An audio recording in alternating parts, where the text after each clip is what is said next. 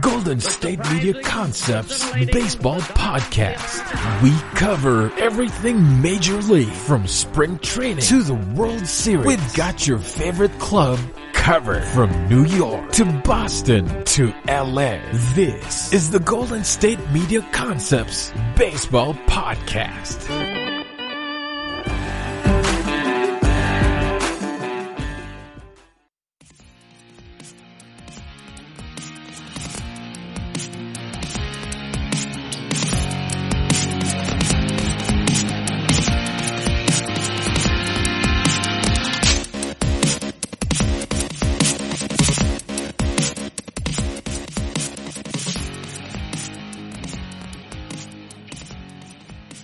Thank you for tuning into the GSMC Baseball Podcast, brought to you by the GSMC Podcast Network.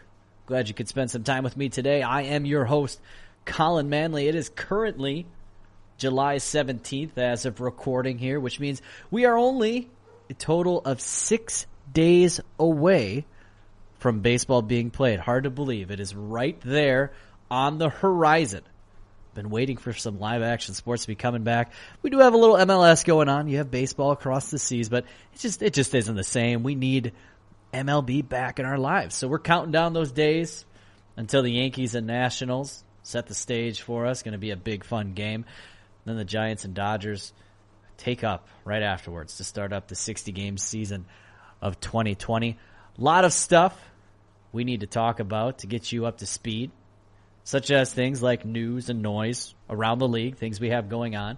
A dive into how 60-game seasons can really change things. I'm really looking forward to share this information with you. Did a big dive into that.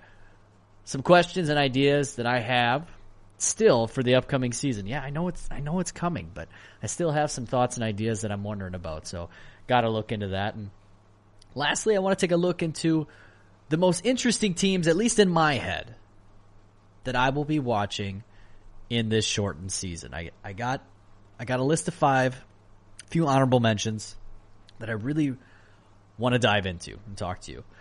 But first, we gotta look at the news and noise around the league, keeping you up to date on all the big information across the 30 teams in the MLB, and we're starting to see a pattern in the stories as injuries, and more injuries seem to be happening for a lot of teams. Many teams fighting to stay healthy, and can't say that we're necessarily very surprised. This is kind of expected when these players had a short amount of time to get things ramped back up. A lot of players reporting on July 1st, having 16 days up to now, getting back to in-game shape, ready to play.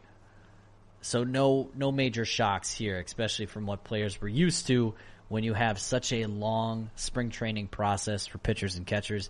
Even more time to get back into the big league shape. So looking at some of these injuries, we have a couple of big-time New York players that they are in the news. Starting off with Jacob Degrom, as he looks to have avoided a major scare as his MRI came back.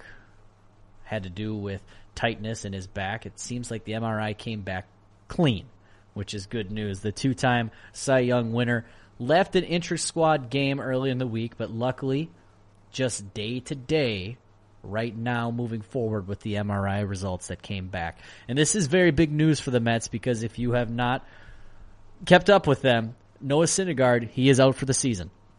We will not be seeing Noah Syndergaard as he has opted to do Tommy John surgery. So that's one of the two-headed monsters in their rotation. He's gone.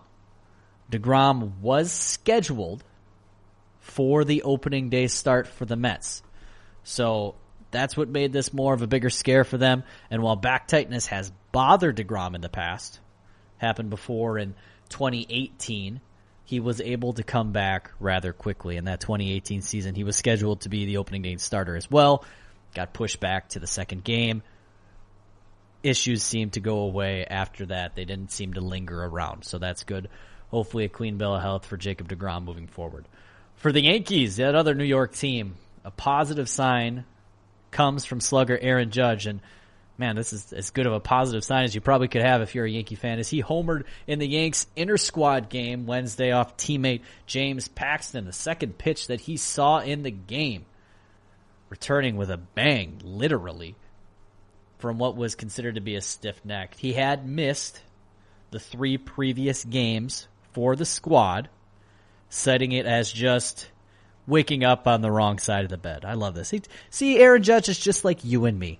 No problems. We have a bad night's sleeping, stiff neck, and we're going to have to work over it and get over it. No problem. He looks to be good for play moving forward. That's what the Yankees have been saying, especially their medical staff. They're going to let him play it out. Judge did admit that he may not be exactly 100% just yet, but he feels good to play, which is big-time news for the Yankees. One of the favorites this season when it comes to winning it all. They are projected to win, I believe it's 37 games. That's just behind the Dodgers. The only team that they're really behind. Dodgers projected to win 38. So when you have a big-time contender, it's really hard to miss games, especially in a shortened season when it's cut down to only 60. So good news for the New York Yankees. Not only Degrom, though, seeing issues when it comes to back problems. Chicago Cubs first baseman Anthony Rizzo also had an MRI because of lower back inflammation. This has been something as well that has slowed Rizzo down over his career. He said that he is optimistic that he will not start the season on the injury list. His words to the media. That may show that he might not be ready for opening day when they have to face off with the Central Division rivals, the Brewers. But again, with a shortened season, not surprised to see this. If there is a positive sign for the Chicago Cubs over the last 5 seasons for Anthony Rizzo, he's averaged 150 games. So the guy has been stable. He's been in the lineup, in the clubhouse. He has been there. Could be downplaying things a little bit. We'll see as we get closer to that first game. I believe that the Cubs and the Brewers tee off on the 24th. So something to watch. He also did mention that he would rather miss a few games to start the season over a massive chunk later in the year, something I'm sure a lot of people would agree about when it comes to their big-time sluggers in their lineup. When we go to Minnesota, going just a little bit further north from Chicago, out of Twins camp, some decent news coming back on center fielder Byron Buxton. He was carted off the field in an intra-squad scrimmage earlier in the week. Looked scary getting carted off after he had got his left foot caught in the turf at the stadium.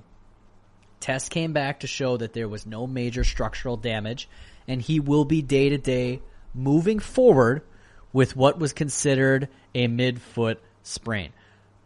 Big-time news for the Twins, especially when you're familiar with Byron Buxton. He has had an extensive injury history. He's just had trouble staying on the field, so encouraging news that the Twins really needed as they're trying to go all in on this season as well. Note, though, on Byron Buxton, with injury problems, he's only averaged 86 games a season since his first full-time season in 2016. So, hoping to see some good news there for Byron Buxton out of Minnesota. Opt-out news. When it comes to opt-out news, a new name has joined the field as Jordan Hicks, the relief pitcher for the Cardinals. He has also decided to forego the 2020 season. Now, this flamethrower, and he is the definition of a flamethrower. He's known for a fastball and sinker, 2 pitches, averaging over 100 miles per hour through his first 2 seasons in the majors. And let's not forget that the guy has a dominant slider as well. If you've not seen this guy pitch, go look it up on YouTube. He has just electrifying stuff. He is deciding to opt out of the 2020 year. So don't be surprised to see the Cardinals possibly want to make a move to add to their bullpen after this, because this is a big loss.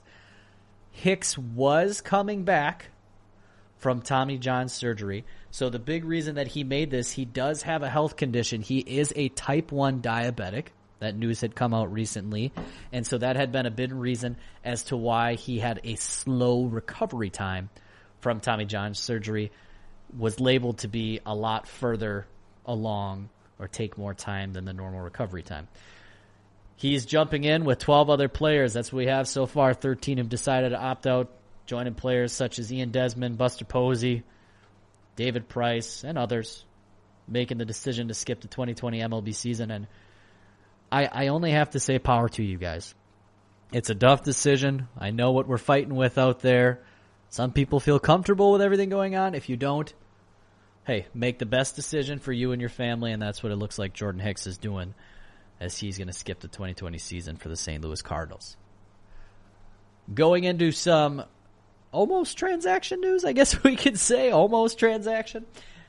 No matter what you do, you just can't keep Yasiel Puig down. You can't keep him out of the news. It wouldn't be a baseball podcast if we weren't talking about Yasiel Puig. It had been reported earlier in the week that the outfielder had agreed to a deal with the Atlanta Braves. No numbers were released. It came to be a hopeful replacement because one of those 13 guys that are sitting out, Nick Markakis, for the Atlanta Braves, is one of them. He opted out earlier in July to fill the 2020 season. So a lot of people were probably thinking, hey, Puig is going to be the immediate fit. He's going to slide right in there for the Braves that are considered to be one of the teams that win the NL East this year. Well, not so fast. We're going to have to walk this one back as Puig has just recently tested positive for COVID-19, so therefore he will not be joining the Atlanta Braves. Would be curious to watch, though, moving forward. He could potentially still join the team. They could work out a deal after he has been cleared, and it would be a good addition to this team as the Braves have a lot of hitting going for them already, and they also did lose some hitting with Markakis and Donaldson leaving to go to the Twins this year. Braves continue to be that favorite in the NL East. Adding a bit bat would have been huge. Puig did bat .267 last year, splitting time between the Reds and Indians, but more importantly, after being traded to the Indians as they made a late push in the AL Central, he did bat .297 for Cleveland, so definitely picked things up for a team that was trying to make a run. But another team to also keep your eye on, the Baltimore Orioles. So if the Braves are kind of scared away from the health issues, maybe the Baltimore Orioles, a team that was down, maybe not having a lot of expectations this year, they were previously interested and have been reported to have made an offer to the outfielder. So that would be one to be watching for. More transaction news. The San Diego Padres continue to make moves as we inch toward the season, as the team acquires Tim Hill, reliever, from the Royals for outfielder Franchi Cordero and right-handed pitcher Ronald Bolanos. Franchi Cordero, who is entering his third season in the majors. Career so far is batting .240 with only 10 home runs and 246 at-bats. He's meant to be that power and speed guy who can play every single spot in the outfield, so I'm sure the Royals are glad to get him. They're in a little bit of a rebuild as well. Going to see if they can tap into that potential with Cordero. Bolanos, the 23-year-old prospect, started last year in single-A ball. So he's still working his way up the pipeline. Scouting report on him, fastball sits around 94 to 97, so he's definitely throwing some heat. Been known to make some major strides last year with his secondary pitches, known to have a curveball and a slider in his arsenal, but the big thing with those that the scouts love, the executive loves, they love to see high spin rate on those pitches. So thinking the Royals think they have a project there that they can work with. And Tim Hill, who is heading over to the Padres, he comes in with 2 years of experience in the bigs, seeing action in 46 games just last season for the Royals. Lefty ran a 3.63 ERA out of the bullpen with 39 strikeouts and 13 walks. Comes to be a big move for the Padres, especially considering what we know about them. They love to hit, and that's going to be their thing. They got Machado, they got Tatis, they got Hosmer. Maybe Will Myers has a turnaround season. Looking for the Padres to score runs, so they're trying to shore up some pitching, make sure they're going to be more prepared when it comes to this season. Lastly, for some transaction news, the Rockies announcing that they're going to make quite a few moves to add to their roster. They're going to carry long-lost MLB reliever Daniel Bard onto their opening day roster. GM Jeff Briddick tells reporters, including Nick Roque of The Athletic, he'll have to be selected to the 40-man roster in order to be activated, but also the Rockies are going to be keeping outfielder Matt Kemp. Yes, the Matt Kemp. He's just lingering around. He had a great year last year, great first half of the season, so Rockies giving him another chance, along with utility man Chris Owings. They've had much more recent MLB history than Bard, but they are also looking for some redemption after crashing out with a few other organizations. An exciting young reliever in Bard ended up with some control problems, so we'll hope to see what he has. Matt Kemp, a big-time history of being a very successful player for the Dodgers and then Owings. And he's just bounced around to a few different teams as well. So we'll see if those guys can end up sticking with the Rockies and maybe help them out in the NL West. That's going to be quite competitive with the Dodgers and maybe even a sneaky team in the Diamondbacks moving forward in the season. Even more Yankee news, as New York Yankees pitcher Domingo Germán wasn't likely to play this year in 2020 because he had a 63-game suspension remaining, falling under the MLB's domestic violence policy. Well, it appears that Germán may not be returning to baseball at all, announcing in a cryptic Instagram post Friday that he has left baseball. So that 63-game suspension, yes, would have covered the entire regular season, but MLB had made it known that he would have been permitted to be activated for the playoffs if the Yankees would have made it, which it looked likely. I mean, a lot of projections are saying that, health permitting, since he had already missed the 2019 postseason. Already missed one postseason, can be activated the other under his suspension. So definitely something interesting to be watching going forward. He may return, may not, but based on an Instagram post that he made, it seems like he is saying that I have left baseball, thanks my people. So something we'll be looking forward to seeing more information. I'm sure with the New York media, we will get a lot more on that in the future. And next up on the list, we have the New York Mets. The sales saga dwindles down. Contestants left. It's looking like we have 4 final bids. Of those 4, a group by Alex Rodriguez and Jennifer Lopez looks to be one of the groups that they had. Initial bid was rumored around $1.7 billion to $2 billion. They had been rumored to be out of it.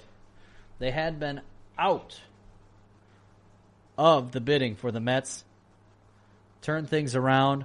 Looks like they're back in, as it had been rumored they were working with some senior bankers on that new bid. Steve Cohen, an interesting one as well, turned away a chance to buy the Mets in February, but there's a lot to that, a lot of backstory. Cohen had said to the public that he was getting upset that Mets ownership was kind of changing things around as they were getting close to the end deal, so that's why he had ended up backing out. Rumors are that he had a bid of $2 billion on the table. So, $2 billion. Side note, the prices of these sports franchises, it's getting crazy for me how much they have grown in value. And if these owners end up saying that they don't have any money, just sell your team. Money is there. Money is there. Third bidder that we know is interested is the duo of Josh Harris and David Blitzer. If you are not familiar with Harris and Blitzer, get familiar with them because they already own the Philadelphia 76ers, the New Jersey Devils, and then Crystal Palace FC Football Club. And they are just looking to continue to add to that impressive collection. Got a lot of familiarity with the East Coast, so I'm sure that they would be a strong presence if picked to be the new owners of the Mets.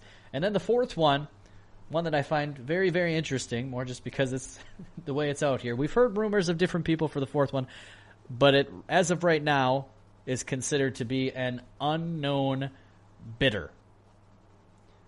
I hope you aren't hiding the fact that you want the Mets, my man. Go in there strong. You got a heck of a pitching rotation. It would be fun. You'll have a great, great, great time. Got to go into it. And just some other news that have recently just came across the waiver wire. The Yankees, again, have released right-handed Adam Warren per MLB.com's Mark Feinsand. He had been with the team on a minor league agreement. Been working back from Tommy John surgery as well. Was not a participant in any sort of summer camp. Contract was a 2-year arrangement, but having to do with the rehab status. That's why it had been 2 years, but looks like the Yankees have decided to move on from Adam Warren. So that would be your news and noise around the league in Major League Baseball. That's everything we got for you today as we keep inching closer to opening day. Feels very weird saying that. I know we are way into July, so telling you that it's opening day just doesn't quite feel right. So we have a great topic coming up, something that really interests me because of how relevant it is to the upcoming season. I wanted to take a much deeper dive of how relevant it is going to be that we're doing just 60 games. So 60 games can really change things. I wanted to know what can we expect? How have past seasons potentially been altered by this? What have been some of the best 60-game stretches in the last decade? I got some doozies of numbers for you. Make sure you catch into that. You are listening to the GSMC Baseball Podcast here on the GSMC Podcast Network. This is your ultimate stop for everything sports. The Golden State Media Concepts Sports Podcast. Should I say more? From the NFL, MLB, the NBA to MMA, it's all in here. The Golden State Media Concepts Sports Podcast. Listen now.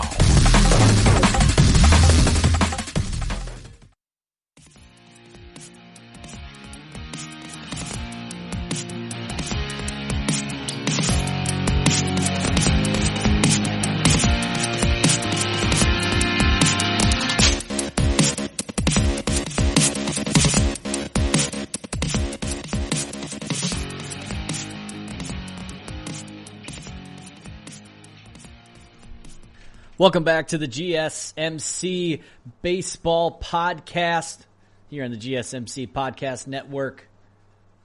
Coming back in. We got some more things to talk about as we get closer and closer to that MLB season starting back up. And the biggest thing that I wanted to dive into next is how 60 games changes things. Yeah, I really wanted to know. Could it be that maybe 60 games doesn't make a lot of a difference? Could it be that it makes all the difference in the world? It's something that I really wanted to dive into because it's a major unknown. So I wanted to see, how would we have broke down last season if we ended at 60 games? And so I took the opportunity to go look at some great articles and look up some statistics and just see 60 games, where are we at in some of the major marks looking at statistics and information. So right away, what can we expect to see? How things broke down last season through 60 games. When it comes to one of the biggest things, we'll start out of the gates with like home runs and batting average. We'll start with home runs. When it comes to home runs, we had 3 players from the National League that were just absolutely mashing the ball in the first 60 games. Christian Yelich led with 22. Cody Bellinger right behind with 20. Also tied with Pete Alonso at 20. So in this circumstance, we would have had a new home run champion, but still pretty close to what we had at the end of last year, knowing that Pete Alonso was the home run champion. So a new home run champ would have been crowned in a 60-game season. But it is safe to say, from looking at this information and actually looking at, other years as well, that 20 mark for home runs, that's going to be a solid slugging season. If you are between that 15 to 20, you had a really good year when it comes to hitting home runs. We might see that. We were lucky enough to see 3 players do it last year. Maybe not the same this year, but hey, we'll see. You never know. Then batting average. This one was very interesting to me because there definitely was some shuffling around, but still good names at the top. Between the 60-game mark and the end of the season, so this is after 60 games, we actually saw 4 of the 5 leaders in batting change. So in June, at that 60-game mark, when we hit it, our leaders were Cody Bellinger at 374, followed by Austin Meadows at 356. Nolan Arenado came in next at 343. Jorge Polanco at 336, and then Anthony Rendon 335. That was our top 5 through 60 games. At the end of the year, only one of those 5 was in That would have been Anthony Rendon. He was standing in the top 5, end of the year, batting .319. Christian Yelich, he snuck his way in there, winning the batting crown at .329 last year. So still respectable. Obviously, everyone's averages come down as the season goes on. A lot of big names there. So nothing crazy. As we dove into even more and more looking at a lot of the hitting, it didn't seem to sway that much. Our top names stayed towards the top. Guys that we expected to have big season. It is pretty nice to see that hitting studs tend to linger around the top from start to finish in that 162 game season in most cases. When it came to a lot of offensive stats, we saw that. Outside of the Royals, Adalberto Mondesi, for stolen bases. This is probably the only offensive stat that was really interesting because we really didn't see much action in stolen bases last year. He had 22 after 60 games. Pretty awesome considering that he had 43 for the full season. Hot start. But only 9 other players in the majors even hit double digits when it came to stolen bases. We know this coming in. A lot of stolen bases has gone down along with like bunting because we're seeing statistics tell us that it's easier to score from first base than it is potentially in other places if you don't want to take the risk. Don't want to take the risk to steal. So stolen bases are just down in general. Diving into pitching last season, we saw a total of 9 pitchers hit 80 innings. So that's going to be your bell cows right there. Your top of the rotation, great players. If they hit that 80 inning mark, that's pretty solid through 60 games. Justin Verlander led that mark at 87 1/3 over 13 starts, which we're going to see a lot of starters, at least top-end guys, start probably 12 to 13 games, health permitting. So innings obviously down, but that's what we're kind of looking at. 80 innings, 12 to 13 games, roughly, for probably our best pitchers in the game. Only 4 pitchers through those 60 games had reached 100 strikeouts. So this is going to be a good bar to measure, especially when it comes to the end of the year we're looking at awards. Max Scherzer led the way with 117. Garrett Cole just behind him with 116. He was the one to end the year with the most strikeouts in the majors. So, hey, still consistent. Steven Strasburg ended with 104, and then Verlander shows up again with 103. So no shock there. The studs are on top again. Looking at hitting, looking at pitching. So far, it looks like no problem. But when it comes to pitching, looking at WAR was the one area where things got very, very interesting. Starting things off with Max Scherzer, 3.5 wins. No surprise. No surprise. That's a solid WAR for one of the best pitchers in the game. Steven Strasburg, right behind him. 2.7. Okay, not too weird. Not too weird at all. But after that, things got a little interesting. Tied at 2.7 WAR was Detroit's Matthew Boyd. And Matthew Boyd, well, sorry, but just Detroit didn't have that great of a season last year. They were not that awesome. No surprise to anybody there. But he did pitch 13 games and only gave up 27 runs for a bad team, and so he had a high WAR. After that, we had Lucas Giolito of the Chicago White Sox, another team that was kind of middle of the pack, 2.6 WAR, tied with the Dodgers' Hyunjin Ryu, 2.6 as well. Following that, at 2.3 WAR for pitchers again, Lance Lynn of the Cardinals, and then German Marquez of the Colorado Rockies.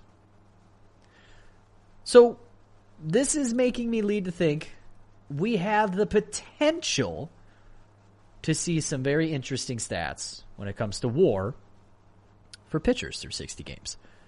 We had our top dogs that were similar, but it's definitely something to keep an eye on through this season. Ultimately, looking all the way through this, we may not see hitters that are strange. It's possible. It is very, very possible. But pitching numbers and even award season could get a little more interesting. That's what I would be looking forward to going ahead. So after diving into all of that, looking at just the numbers, individual statistics, it got me thinking even further. How would past seasons have changed postseason-wise? I want to know. This is a conversation I've been having with a lot of friends. What does 60 games really do? And so I decided to look that up as well. Found a great article that touched upon this. 60 games, how does it change? Are there any big changes? Are there different outcomes? Well, if we looked at just last year, yes, a crazy, crazy outcome, as the Nationals, our defending World Series champions, would not have even made the playoffs. After 60 games, they had 27 wins, 27 and 33 record at the time.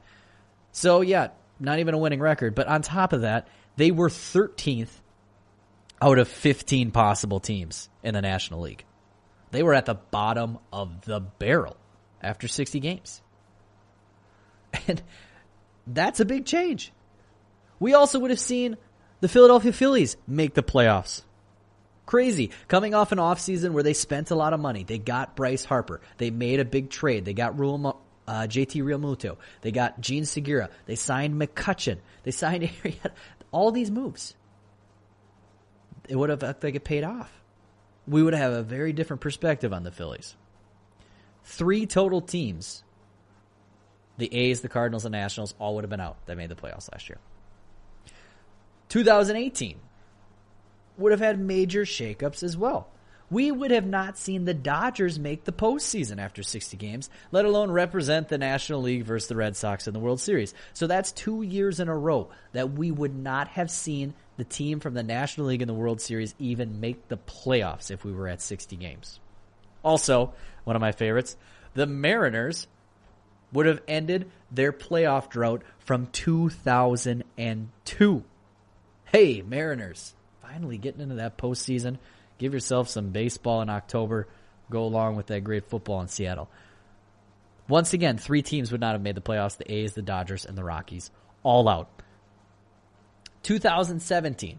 Now, this is one that's interesting, the fact that we wouldn't have seen a lot of shakeup with teams that would have been out. But standings would have been all over the place. Only 2 of the 6 division winners at the end of the 2017 season would have stayed the same. So that's 4 divisions that would have been completely different. And the top 2 teams of the season, the Dodgers, who had 104 wins, the Twins, who had 102 wins, they would have been wildcard teams fighting for their life to just move on. The only teams that would have been out for sure, Cubs, and then either the Indians or the Orioles, because they would have had a play-in game to get into that last wildcard spot. So that's just going back 3 seasons so far. A lot of change. 2016, you know what? Those dang Mariners, they would have made the playoffs again. So that's 2 years they would have made it. I don't want to bash on the Mariners. Maybe the 60-game season is going to be a blessing in disguise for them. Who knows? And not to forget, a Dodgers team that won the National League West, they would have been on the outside looking in again in a 3-way tiebreaker. Most likely we're seeing the Blue Jays out and the Dodgers out. 2 teams, again, would not have made the playoffs that we thought could have made the playoffs. That's just crazy. And then lastly, 2015, we would have seen up to 5 playoff teams that made the postseason in a shortened season not make it. Up to 5 different playoff teams. First off being the Blue Jays, which one of the greatest playoff moments, at least in my lifetime, Jose Bautista's legendary, famous bat flip. Sorry if you're not a bat flip person. I just love this. It wouldn't have happened in a shortened season. The Rangers, they're not in. Then the Mets, Pirates, and Cubs, they would have all had trouble, as in play-in games would have been deciding a lot of these final spots. This is just unbelievable. It's crazy. So looking at it, this stretch of 60 games, it's going to be huge for these teams. Absolutely massive. No late season push, as a lot of teams like to call for. You have to almost come in with the mentality right away saying, we need to make our late season push right now. We have no choice. these things change majorly in 60 games. Awesome. It's really, really cool.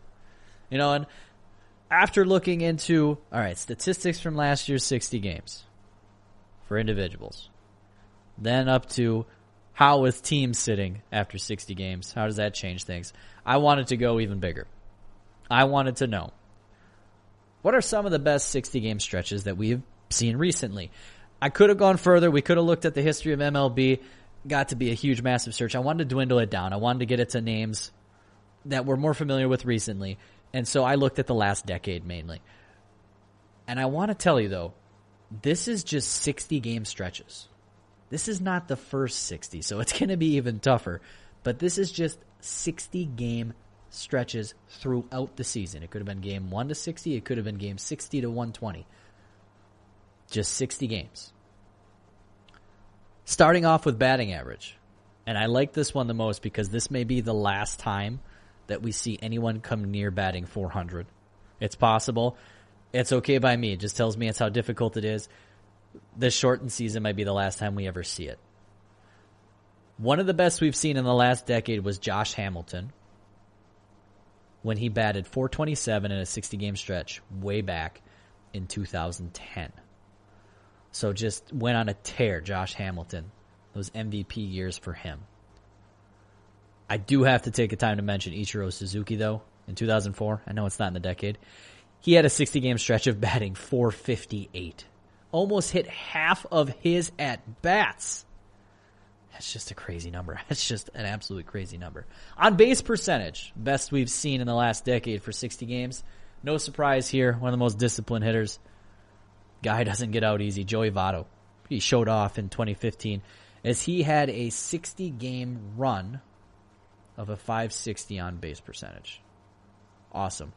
And then just digging in again a little bit deeper, the highest we have ever seen, Barry Bonds, 613 on base percentage in 2004. So him and Ichiro, both of you guys, 2004, some special stuff was going on that year. For total hits in the last decade, Jose Altuve had a total of 103 in a 60-game stretch in 2017. Makes a lot of sense considering this is the year he won his AL MVP. Astros were crowned champions. Definitely had a lot of new things come up about that recently, but that was the year that Altuve went crazy. 103 hits in 60 games. If we see 100 hits out of someone to start this year, wow, that's a great batting season. Might be one of those higher averages. Big time slugging numbers. Well, I got those for you as well. So Josh Donaldson, 68 RBIs in 2015 in a 60-game stretch. So over an RBI a game. Unbelievable hitting. Donaldson, he might go down as one of the most underappreciated players in the sense that the guy should have won some MVPs. Quite a few of them. Giancarlo Stanton, 33 home runs in a 60-game stretch in 2017. That's just the last decade, the best we've seen. We've definitely seen higher with McGuire and Sosa during the great summer chase. But that's what we have for some big-time slugging numbers in the last decade. So, major, major stuff is possible. But we can't forget about those pitchers. We can't forget. Lowest ERA. Jake Arrieta in 60 games. He had a 0.41 in 2015. That amazing season with the Cubs. I believe we had one with Greinke. I don't have it written down right here, but Greinke had a season that he was incredibly, incredibly, incredibly low as well. Strikeouts, Garrett Cole in 2019, Corey Kluber in 2017 at 133. And it makes sense too. I mean, that's our highest. We talked about it before when it came to these pitching numbers. We brought up Garrett Cole last year had 116 through his 60. Scherzer 117, 104, 103. If we see pitchers around that 100 mark, that's going to be a pretty good season. So the 133 and a 60-game best stretch makes sense in the last decade. And then lastly, we have the best record we have seen. The LA Dodgers in 2017. if you're wondering about the Dodgers in 2017, another thing we talked about, the team that won the NL West with 104 wins, they led the league, would have missed the playoffs in those 60 games, first 60 games. They had a 60-game stretch of 51-9. 51-9 at one point over that season. Now, remember, these best stats from the decade, they are not the first 60, but just over a 60-game stretch, but still 51-9. Not even 10 losses. I mean, that's unbelievable, especially considering the total wins odds set right now in baseball for this 2020 season. I mean, the highest we have is the Dodgers set at 38.5. The Yankees set at 38.5 as well. Astros 35.5.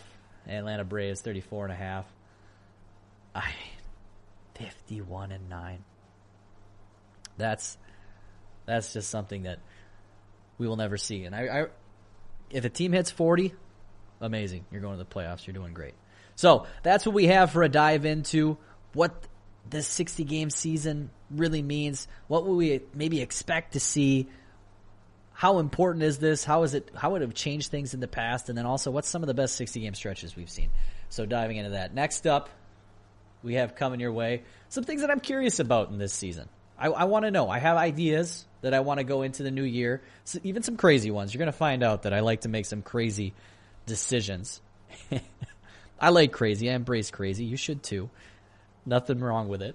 And just some things I'd like to see tried out.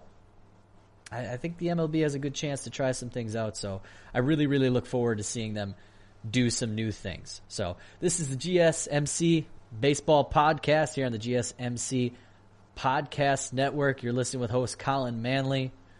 Got a lot of great things coming your way. Tired of searching the vast jungle of podcasts? Now listen close and hear this out. There's a podcast network that covers just about everything that you've been searching. Hey! The Golden State Media Concepts Podcast Network is here. Nothing less than a podcast bliss with endless hours of podcast coverage. From news, sports, music, fashion, cooking, entertainment, fantasy, football, and so much more. So stop lurking around and go straight out to the Golden State Media Concepts Podcast Network. Guaranteed to fill that podcast itch. Whatever it may be. Visit us at www.gsmcpodcast.com. Follow us on Facebook and Twitter, and download us on iTunes, SoundCloud, and Google Play.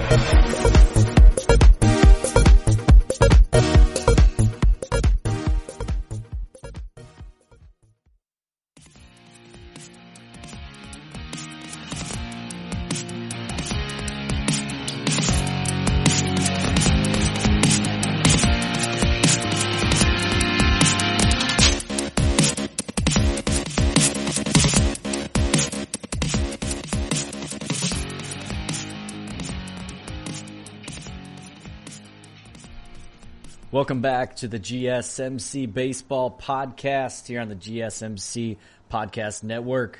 I'm your host, Collin Manley. Hoping you're having a great Friday so far, or whenever the heck you're listening to this. Baseball, right around the corner. I'm very curious about this season. Extremely curious. I have some ideas to go with the year, because let's be honest with what the MLB actually has here.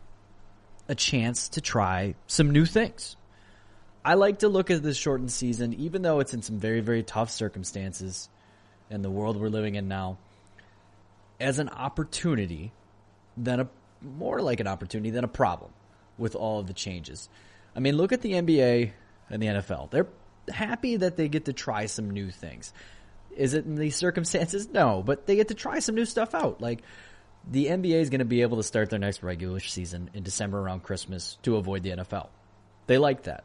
NFL is able to cut preseason games, potentially put some more games on. They're happy about that. With this type of mentality, I would like to see the MLB take some chances on top of what they are already doing. I love the fact that they brought the DH into the NL. As much as the game can be enjoyed with playing the small ball, the bunting, being creative with your pitchers. It's kind of getting away from that anyways. It's been shying away from using bunting, being strategic with that, to just doing a lot of swinging, trying to bring runners around anyways. So moving the DH to the NL, awesome. And it's going to preserve some guys' careers that you just wouldn't think would be coming around. And also, it opens up more opportunities for guys that just flat out are hitters and don't have a defensive position. So I also love the idea of the extended innings, the extra innings. You know, we're trying something different where we put a runner on second base to start the inning and to see if we can end these games a little bit quicker. And, you know, it's going to make some managers get really creative, all right? What are you going to do with your pitching then? Maybe you think 2 outs is coming. You're going to want to use a pinch hitter for the runner in the next out. Who knows? You're going to see some teams get creative. I'm interested to watch that. And also, as someone that helps coach baseball, we coach a summer league team in the area that I'm from. I mean, we go to these rules and extra innings, and they bring some excitement, and they bring some strategy. What are you going to do? Are you going to walk the first guy to set up a double play? Do you want to do that? I know that's a strategy we go with a lot of the time just because we want to help our infield out, get more force outs. There's a lot of opportunities here. And I just want to continue to do this. And that's why I like the idea of having a runner start on second. On top of these things, I'd like to see what can the MLB do? What else can they do? So the first thing that I'm actually really curious about, and we're seeing little blips of it at least, has to do with how stadiums are going to make the game feel more like it would with fans. What's the game atmosphere going to be like? It was pretty interesting because Matt Chapman of the A's joked about this, and he said, well, this is going to be an advantage for us because our games are pretty dead here in Oakland anyways. Attendance is never really that high, and even the Brewers have been experimenting with this in intra-squad games, along with others, but they had some booing going on in the stadium as Christian Yelich was batting. He got a good chuckle out of it. He even asked, what the heck, am I in Wrigley right now? Like, what's going on? So I really want to see how teams and ballparks can get creative with this. We will more than likely clearly hear walk-up songs. We're going to hear those over the live air. No matter who your announcers are, they're going to be happening. Intros for pitchers, we're going to get this. It might even be a better feeling to hear these intros that we wouldn't be seeing unless if we were at the game. So getting them over TV, over other broadcasts, it's going to be fun. I'm going to like to hear that. Stadium announcers also, this could be your time to shine. Are they going to have a lot of stadium announcers? Who knows? But it would be fun to see these guys, hear these guys, get them more involved. Because when we actually eventually hopefully get to go back to games, I mean, we're going to be excited to see these things again and hear these guys. So how is MLB going to get these guys more involved? Teams have already talked about pumping in all this sound, but what is each team going to do with it? I'm also curious if the MLB steps in and says, hey, based on our attendance, maybe this is how much noise we can put in. Because let's be real. In recent seasons, like I mentioned, the Oakland A's, but also like the Miami Marlins, attendance numbers were low. They were always low recently. So are they going to be allowed to put in so much sound?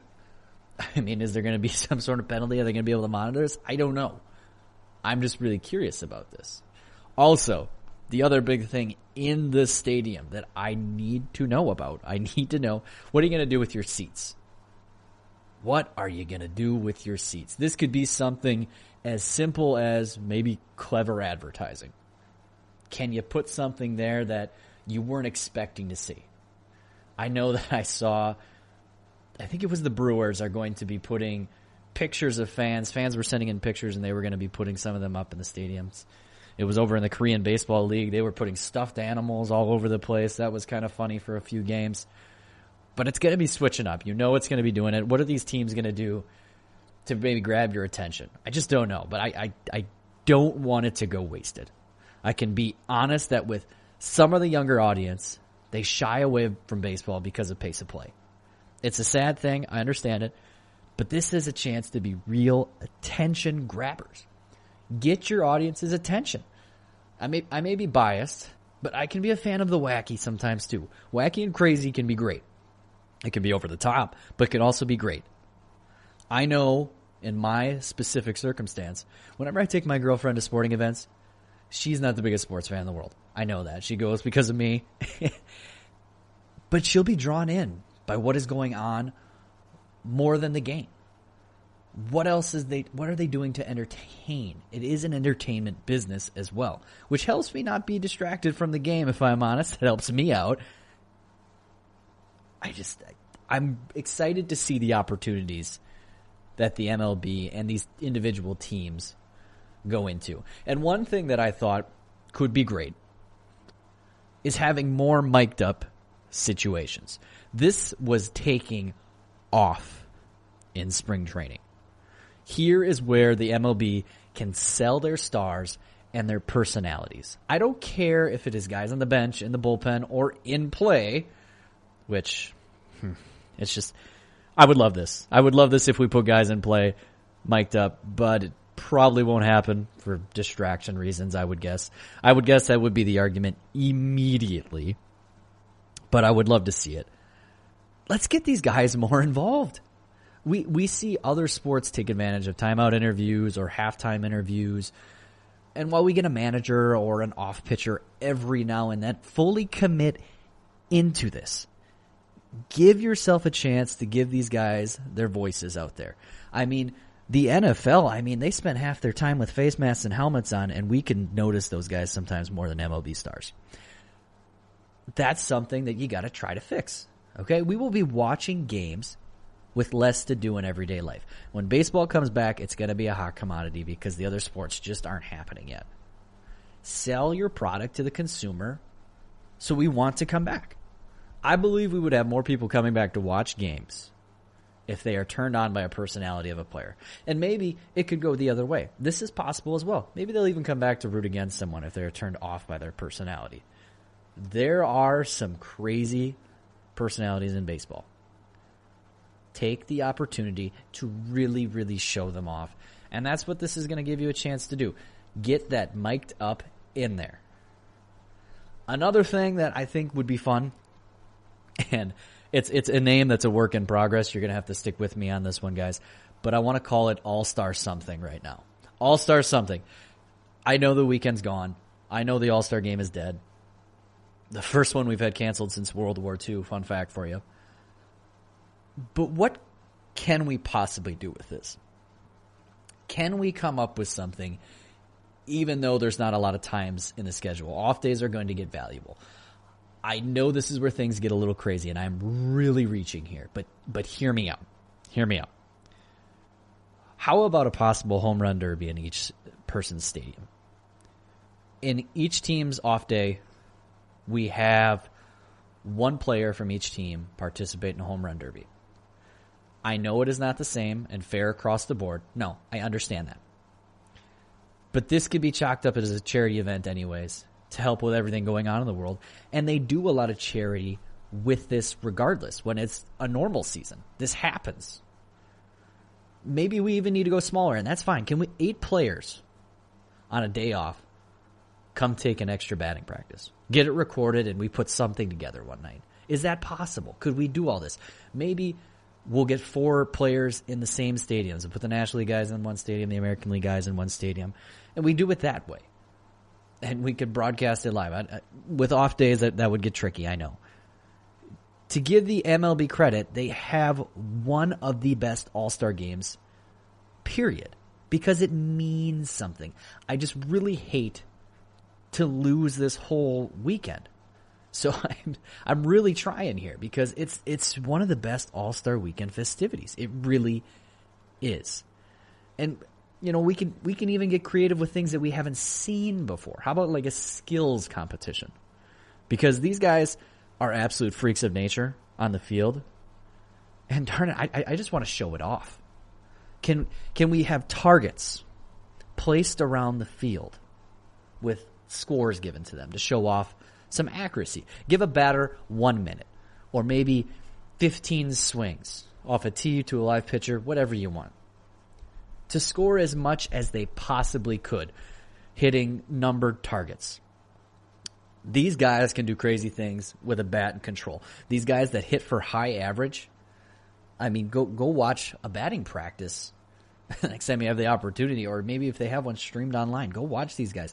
They can send the ball just about wherever they want to. It makes me think back of the crazy story about Ichiro's batting practice sessions in the sense where he would go there and he would just place the ball wherever he wanted to. The legend stories of Ichiro's batting practice. I mean, these guys are capable of great things. I think we would love to see what some of these guys can really do, especially the ones who hit for high averages. We can even be getting into some sort of fielding challenges. I mean, hey, show off some of this accuracy. Defense still matters, folks. We still love web gems. We still love seeing great plays. Can we do something where we test these players' accuracy? They're on the run to their backs. They have to backhand on the run, hop throw, showing off a Jeter throw, accuracy, trying to get it in nets. I mean, we can get very creative with this. We can film these things in separate stadiums. We can do what we have to. The only one that I'm really struggling with, and this is one where I'm going to have to be open to ideas, hopefully hear back from some other people to help me out, maybe just pose this question with some people, is I just struggle to find a way to show off pitchers more than we already do. Could we have a hardest throwing competition? I think it's the NHL. They have a who can hit the hockey puck at the fastest speed. I think that's something they do at one of their all-star events. Can we have the hardest throwing? Maybe that's a little bit too simple. But if these guys really reared back, what can they get to? I don't know. That's an idea that I have for me. And I think it would work. That's just me personally. So, we have, what are we going to do in the stadiums? That's something that's going to grab my attention. That's something I want to know. I really, really, really want to know. Can we get more mic'd up? Like I said, took off in spring training. I also can think of, let's mic up some umpires. I would love to see it. We might have to censor some things. We'll be honest. We'll be very honest. We might have to censor some things. But I would love to see this. Why not? Why not see what these umpires are saying to players, what they're saying to managers, what they're saying to each other? What goes into umpiring that we don't see? All right? Give us the full stretch of this game. All-Star something. Again, horrible name. Can we get a Homerun Derby? Can we get some skills competitions? Can we throw something together? I think that's possible. I also want to know, and this is something that it makes me nervous, but it also at the same time makes me a little excited. I do want to talk about awards before the season starts. And I have a reason. Okay? I don't want to jump to the end of the season. I want to enjoy the 60 games because I think it's going to be crazy. But we have the chance to have one of the most unique seasons, memorable seasons, in a good way.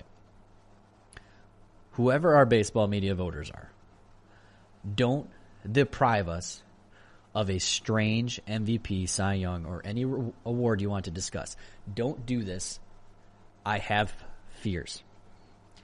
These are strange times, and I worry that writers will try to find the big names to take awards if possible, and do not do it. We talked earlier about how a lot of these stats, some of the hitters stay the same. They're consistent throughout the year. But it is possible for someone to come out of nowhere and really have a hot stretch for 60 games. It is very, very possible. Pitchers could be weird. Pitchers could be very, very, very weird. Why not commit? All right, if we have a team sneak into the playoffs we didn't see coming, I want to reward some of these guys. Maybe still want to reward the best, but I want to see us embrace the crazy and embrace the weird. I think we really could do it. And I just don't want the writers, voters, to go against it. Don't find the big name. Don't search and try to find the big name just because they're the better player. I just want to go with the crazy hot streak and therefore an MVP that nobody saw coming. Be okay with crazy. the season will feel that way anyways. We can do it. We can do it. But, I mean, touching on Cy Young, we might have some starters that do some great things. What can we do to look at all pitchers this year? This is going to be a season where relievers are going to be more in play than we've ever seen before. I think of a guy like Josh Hader, who eats up a lot of innings now. Coming back with the Brewers, if Corey Knebel is good to be the closer again, he'll be there. But if not, Hader will stay in that closer role. If he can be the middle reliever guy, he's going to see a lot of innings. In a 60-game sample, there is going to be no excuse not to be throwing your best guys. Health permitting, obviously. But you're going to need to pitch your best players. You can't hold back for a late stretch. You need to commit to winning this season.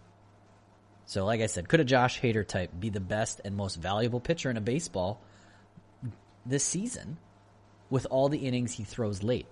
Is someone going to be able to step up as a dominant closer and show his ability to end games? And that's the reason a team gets into the playoffs, wins their division, moves on.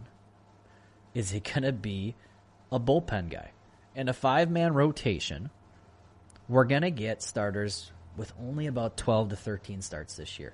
And that might still seem high considering the amount of games. So we might see some crazy stuff still this year. 80 innings, 100 strikeouts, wins and losses. We don't really care about those. Whatever happens, happens. I think Jacob Degrom kind of threw that one out the window last year. I think it was 11-8 with the Mets. Was just so dominant in all of his starts that we really saw what he could be. But ERA and WAR are going to be huge for pitchers this year based on how many innings they get. So it's going to end up being a huge statistical year for those pitchers. And like we dove into earlier, we could see crazy stuff with pitchers. We really, really could. And I really invite it. I think it's going to be great. And gosh darn it, crazy. I want to commit to crazy. I want to commit to a season that we didn't expect. Results and all. I mean, it's also why I'm going to be diving into my next topic here. I want to talk about teams that I think are going to be interesting, not just because they're the teams that everyone wants to see, not just because they're the teams that everyone thinks is going to win. No, I've been there. I've done that. I like to dive in. I like to find things that are different. So that's why when we come back here for our next segment, I want to dive into, I have 5 teams. It's going to be hard for me to keep it at 5. I'm going to try to keep it at 5. I do have honorable mentions here. I want to talk about the teams that I find interesting.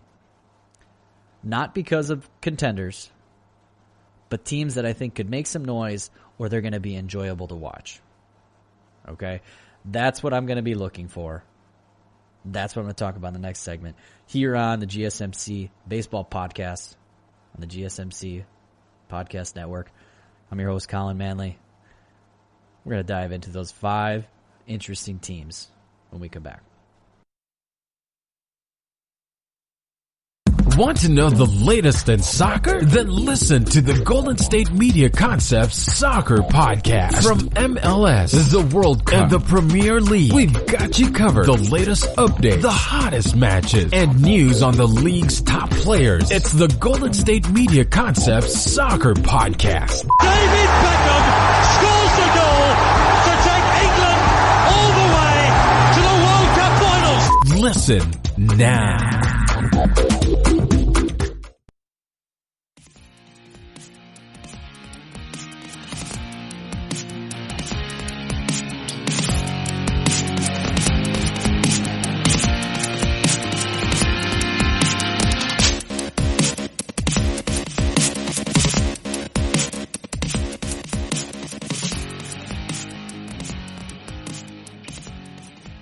Welcome back to the GSMC Baseball Podcast here on the GSMC Podcast Network.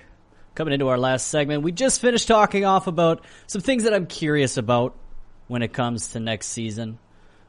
there's going to be a lot of changes, a lot of unique things going on. So I wanted to talk about some of those few things, such as, what are stadiums going to do with crowd noise? What's going to be the play there for a lot of teams? Are we going to see some more mic'd up in spring training compared to what we saw in spring training, because that was really working out really great? Are we going to see some sort of potential all-star something? I know this was more of an idea for me, but, All-Star Weekend in the MLB is the best out of across all sports, really, in my opinion. So I really wanted to see, is there something that we can make out of this? And lastly, when it comes to awards, can we still try to get a little crazy with things? Can we have someone as an MVP, Cy Young, or anything else that maybe we did not see coming? That's something that I really wanted to dive into. But going into our last segment, I really want to talk about 5 of the most interesting teams for me when it comes to this upcoming season. We really know who a lot of the contenders are. That's no surprise. No surprise at all. We're looking at those Yankees, Dodgers. We know the teams that we think that are going to be there towards the end, or at least for sure make the playoffs, and see what happens from there. Now, I want to take more of a look at who else could make some serious noise outside of those favorites, but also on top of that, I want to know some teams that maybe are going to just be fun to watch, okay? Because when it comes down to it, yeah, you can watch the teams that win all the time. That's great. No problem with that. If you love competitive baseball, awesome. But there's sometimes some exciting teams that I definitely want to take the time to tune into, just because I know that they can be entertaining. So my 5 most interesting teams for me in the upcoming season. So I'm going to start off with my first one, mainly because I think they have the potential to be scary, but they're just not there yet. And that has to be the Toronto Blue Jays. Now, the Toronto Blue Jays, if you are not familiar, is just a team made up of a lot of young stars, or at least second-generation guys. That makes the game really exciting. Toronto, and I got to be careful here how much I can actually say the Toronto Blue Jays. We don't know where they're going to be playing yet next year, so that's something that we got to be paying attention to. But they have Vladimir Guerrero Jr., one of the most exciting prospects in baseball, young guys. Had a great season last year. Got moved over to first base. They're going to have him playing first base and DHing a little bit, just because they know that he is a slugger. He is just an electrifying player that every at-bat, almost it feels, must watch. And I know that I'm going to be tuning into some Blue Jays games, especially just because I want to see him play. Nothing special, nothing crazy there, I should say. He's a very special player. Then we also have Bo Bichette. And Bo Bichette, man, this was the one that I was not so ready for or didn't see coming when it came to the Blue Jays, and that guy just balled out last year for 46 games. And he was just a great, great, great player in those 46 games, doing some amazing things for the Blue Jays. When we pull up some of his stats, I believe he batted over 300. I think he was close to that 311 mark. Yep, 311, 11 home runs, 21 RBIs. And he was a smooth shortstop for them. Very smooth. Did a great job. Fantasy baseball doesn't have him so highly ranked, but he's someone that I'm excited about watching. And then another second-generation star, we have Kevin Biggio. Yeah, Craig's kid. So their infield is just full of exciting young guys. Biggio came in. He batted around 234, 16 home runs last year, 48 RBIs in 100 games. So he comes in with a little bit more of a heavier stick for second baseman. And I don't want to forget the fact that the Blue Jays, they went out and spent some money. They spent some cash this offseason to get some pitching. They went out and got high-end Jin Ryu from the Dodgers to pitch for them, be their top starter, good left-hand starter. They went and got Chase Anderson, formerly from the Brewers. So they really tried to beef up that starting rotation, trying to help those young guys score a little bit. And they also got Travis Shaw, former Brewer as well. He's going to be looking to fit in at third base since Vlad Guerrero moved around. So they're a team that is on the cusp of something great, I feel like. from watching them last year. And I'm just really hoping and praying that a sophomore slump does not come into play. Because this team could be exciting. They could cause some noise in a AL East that's very tough with the Yankees on top and a Rays team that's already good. So Toronto Blue Jays, one of my 5 interesting teams I want to watch. Next up, we have the Cincinnati Reds. This is just another team that I'm excited about in the sense of they went out and spent some money. They already had some sluggers on their lineup. Suarez, Joey Votto, those guys could already hit. But they wanted to go past that. They inked a deal for Mike Moustakas, right now projected to play second base for the Cincinnati Reds. Great player for the Brewers last year. And then Nicholas Castellanos. He was on the Detroit Tigers, traded over to the Chicago Cubs. That's a big move for them. I mean, Moustakas brings 35 home runs to this team. And a team that already has Suarez, who last year, I mean, he had 49 on top of that. Looking at Votto in that lineup, it's just, they're going to put up runs. A lot of them. Their question is going to be coming down to how does their starting rotation do for them this season? And looking at the names, you get a little excited about them. You think, hey, there is some potential here. Opening day starter looking like it's going to be Sonny Gray. Former Yankee traded to the Reds. Kind of came into his own a little bit. Better season for Cincinnati last year. Luis Castillo is their second guy. Trevor Bauer was a part of that Yasiel Puig trade. He's coming over. He's the third guy. Not a lot of pressure on him being the third pitcher. And then the Reds also made a move in the sense that they signed the crafty veteran Wade Miley to be their fourth guy. And man, if this is a fourth guy, you're sitting pretty good. Miley is coming off a great season with the Astros, in which he went 14-6 with a 3.98 ERA. Not going to get you a lot of strikeouts. But for your fourth starter, that's great. And the year before, he was great for the Brewers, especially late in the postseason. So this is an experienced arm, left-handed pitcher. This makes things a little exciting for the Cincinnati Reds. They're a team that's sneaky to potentially go make some noise in the NL Central. Right now, they're projected at 31.5 wins. That's up there. The best teams projected-wise in the NL Central, St. Louis Cardinals at 32.5, Chicago Cubs at 32.5 as well. Right there, Brewers also at 31.5. So it's considered to be a very, very tight division. And after they went out and spent some money trying to add to that rotation, add to their lineup, they might make some noise. The Cincinnati Reds, they could be great. Definitely a team that I'm interested in. A third team that I'm looking forward to seeing, very similar to the Cincinnati Reds in the sense of how they got to being on my list. They spent some money this offseason, the Chicago White Sox. Okay, this is another competitive division, the AL Central. The Twins are projected to win it at 34.5 wins right now. But then the White Sox come in second at 31.5. Nope, Cleveland Indians in there at 33.5. So still also tight projections. Tight projections in the AL Central. They went out and got arguably the best catcher in baseball. Probably between Yasmani Grandal and Real Muto for the Phillies. But Grandal, heck of a player. Coming over from Milwaukee. Batted around 250, 28 home runs last season. That's solid production from behind the plate, but also that guy is great when it comes to being defensive. One of the best defensive catchers in the league as well.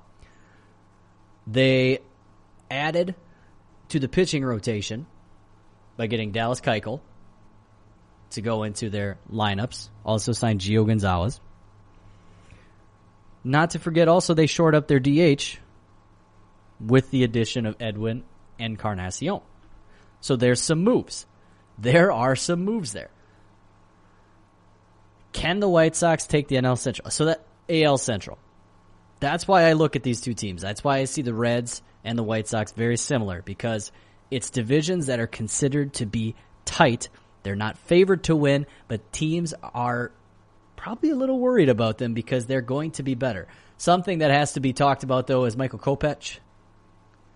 He was going to be one of their top-end pitchers this year. He has decided to sit out the 2020 season. He's one of the players to opt out. So that's going to be a big loss for them. But if the White Sox get off to a hot start, don't be surprised if they go and make some moves. And, I mean, there's already some players on this team that were already there that were exciting to watch. Jose Abreu, he's been mashing for years. I mean, he's still there at first base. Eloy Jimenez, big-time prospect for them. 31 home runs last year, batted around 270. Only 23 years old. I mean, he could get better, could have a better season. You have Tim Anderson at shortstop, batted 335 last year, 18 home runs. The guy just gets on base. And then, you know, as a Red Sox fan, the guy that I hated to see go, Yoan Moncada, is still there. Batted 265 career. In 2019, though, not as much. So it's an exciting team. It's a very exciting team. And I really think we have the chance to see them grow this year. Maybe a little bit more than the Reds. Maybe a little bit more. So that would be the third team that I'm excited to see play this year. Next up, I need to talk about the San Diego Padres. This is the team that I think is the scariest to come in and knock down a club that's projected to win. The Dodgers are high favorites. I understand. That lineup is loaded. Hitting, pitching, everything. But I just got a feel to me that this is going to be the year that the Padres pop. They spent that money on Hosmer a few years ago. Then they spent on Machado last year. Fernando Tatis came up, and that boy can play. 317 last year, 22 home runs. Solid young prospect, only 21 years old. Will Myers, down season for him, for sure. Batting 240, but has the potential to turn it around, come back. And then there's just a sprinkling of some young guys in there to get excited about. Trent Grisham was acquired in a trade. Trent Grisham and Zach Davies from the Brewers. When Luis Urias, I think, was sent over, prospect to the Brewers. Grisham is a young guy, athletic in the outfield. Average definitely needs to come up, but he covers a lot of ground and defensively can do some things out there for you. It's going to come down to how does the pitching hold up in San Diego. Chris Paddock, top line starter. He had some good showings last year. He looks like he can be a great pitcher moving forward. Went 9-7, 3.33 ERA. Okay, he looks like he has the potential. Had a whip of under 1. Pretty solid. 0.98. Like I said, they went out and traded for Zach Davies. It's going to be the rest of that starting rotation. How do you hold up? They even made a move to try to shore up that bullpen as well, bringing in Drew Pomeranz, who moved over to being a reliever after being a starter for most of his career. Ended up showing to be a great player out of the bullpen, just like a lot of people when they transition over, picked up some velocity and just was tough for hitters the first time around when you see him. And then Kirby Yates, obviously, closing things down, one of the best closers in the game, ended last year with 41 saves, and that led the MLB. So they have the potential. I think this team is scary. I really do. I know the Dodgers are projected to win that division and really run away with it with 38.5 wins. Arizona Diamondbacks at 30.5, Padres at 31.5. That's a big spread between some loaded teams. Dodgers are proven, I know. But don't be surprised if those Padres sneak in there. They are definitely an interesting team to watch. And then my fifth team, we had the Blue Jays, White Sox, Reds, Padres. The fifth team, the Houston Astros. I know you're probably going, but Collin, you said we're not contenders. I know, contender. But they're interesting to me for another reason. it's been a very, very quiet time for the Houston Astros ever since their scandal was released, because we didn't know if baseball was going to happen. Very, very quiet. But once the games start up again, how are they going to be looked at and treated this season? I mean, if you didn't know about that cheating scandal, it happened pretty recently. Are teams going to be pissed off? Are they going to go at the Astros? Are they going to be aggressive? Are they going to be getting some of the best games from teams just because they want to stick it to them? Are the Astros going to be able to, under all the media scrutiny, get out of this as well? A lot of people still think so. They're projected 35.5 wins. Solid number. But they're going to have a lot of interesting games, and I know they're going to be playing a Dodgers team that's going to want to take it to them. They're going to be out for a little bit of revenge, I think. And it's all fair. So those are the 5 teams that I'm really looking forward to seeing this year. 4 of them non-contenders, at least in the sense of projections early on, kind of Vegas odds of what people think is going to happen. One of them considered to be pretty dominant team, but there's a backstory there that makes things very, very, very interesting. Just because time permits it, I do have one more team that I have to be honest that I struggled to hold them off, just because I don't know if I'm as excited about them as I am other teams, but I also think the Los Angeles Angels are going to take my honorable mention spot on this list. If I had to boot out the Astros, a team in the same division as the Astros, Angels projected to win 31.5, so, close to that winning record, but this team just has some stars.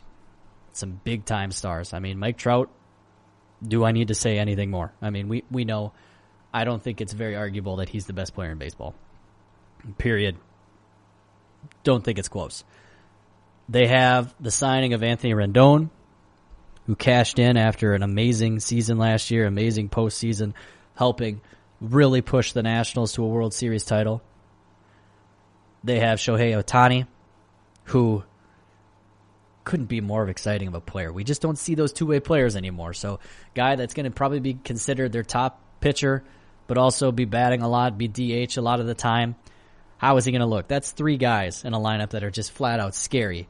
And then we also have the interesting story when it comes to Albert Pujols, who's doing some chasing to some history himself. So what is he going to be able to do to get closer to that home run mark? You feel bad for him a little bit just because, shortened season is going to make it harder for him to get there. But he's going to have his chance to keep climbing that home run mark. So Anaheim Angels, Los Angeles Angels. Gosh, I keep saying Anaheim. Got to stop doing that. They would be my honorable mention. Interesting team. So there you have it. My 5 teams that I find incredibly interesting this year. Padres, Reds, White Sox, Blue Jays, Astros, and then honorable mention slot going into the Anaheim Angels. And there's just going to be a lot of interesting baseball going on.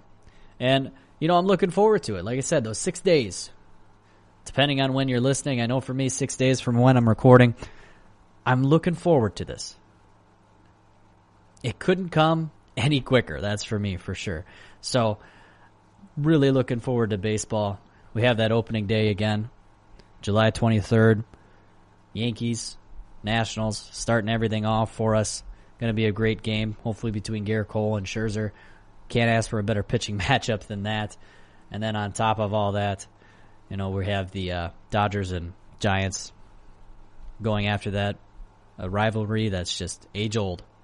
Doesn't get much better than that. So, a lot of great baseball going to be coming our way. Looking forward to a lot of it.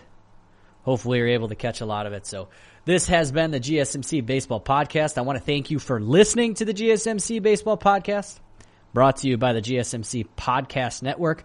I would like to ask that you please remember to subscribe to the show. If you are not already, make sure that you stay up to date and you see when our shows are coming through so that you can download easy and listen. And also want to remind you to write a nice review. I mean, that really helps us out. We get to hear feedback from you guys. What do you want to have coming your way? What's something we can help you out? If there's something we're missing, leaving that review, it helps a lot. So leave that nice review. Also, if you can please follow us on Facebook, Twitter, and Instagram. Active on all three. Twitter really is one of our better ones. So make sure you are getting into that. And that should be it for me. So here, Collin Manley signing out from the GSMC Baseball Podcast. Thank you and have a good night. You've been listening to the Golden State Media Concepts Baseball Podcast, part of the Golden State Media Concepts Podcast Network. You can find this show and others like it at www.gsmcpodcast.com. Download our podcast on iTunes, Stitcher, SoundCloud, and Google Play. Just type in GSMC to find all the shows from the Golden State Media Concepts Podcast Network, from movies to music, from sports to entertainment, and even weird news. You can also follow us on Twitter and on Facebook. Thank you, and we hope you have enjoyed today's program.